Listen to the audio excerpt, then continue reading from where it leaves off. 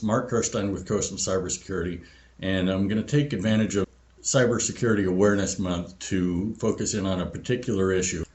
Risk assessment is the foundation of any solid cybersecurity program.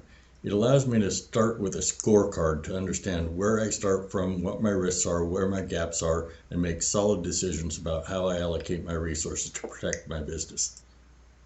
So what I want to do in a risk assessment is I want to compare my business with an objective third-party standard. Now, there's a whole bunch of industry standards for cybersecurity frameworks, and we're going to pick one that suits our needs. It might be driven by us by a customer or a regulatory agency. It might be one that we pick ourselves. But the terms you'll often hear for a security framework is the NIST cybersecurity framework, NIST CSF. If it's an international standard, it might be ISO 27001. NIST has several other standards, 800-53 or 800-171, which is the foundation of CMMC. These are good, solid industry frameworks. What I'm going to do is I'm going to take the controls that they define, and I'm going to ask point by point by point for my business, which ones of these have we got under control and which ones are gaps, which ones are missing. And don't always think of these controls or these gaps as just technology. It's easy to look out and say, am I prepared for cybersecurity? Yeah, I've got firewalls, I've got multi-factor authentication. My MSP has me hooked up with all of the latest tools to be able to protect myself. All of those are good, but they're not sufficient. A good comprehensive cybersecurity program has to involve all three elements, which is people, process, and technology.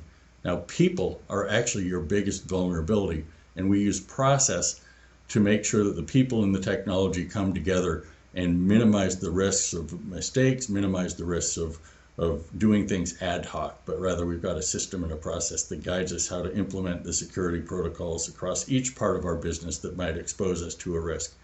So next step is, as I go through each of these controls, some of those will be administrative controls, which tend to be more like plans and documentation. Some will be physical controls, locking the door, having sign-in sheets, making sure that there's physically limited access to the facility, those type of things. And some will be technical controls that your IT team or your MSP will implement for you. We can create our initial scorecard.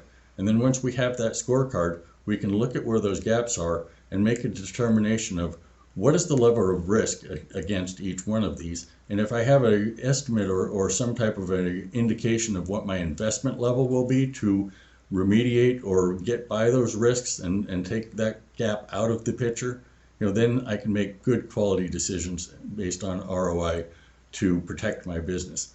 Now, once I have that risk assessment, now I've got both my priorities and I've got my gaps identified. I can move on to the next step to implement a security program that will close these gaps.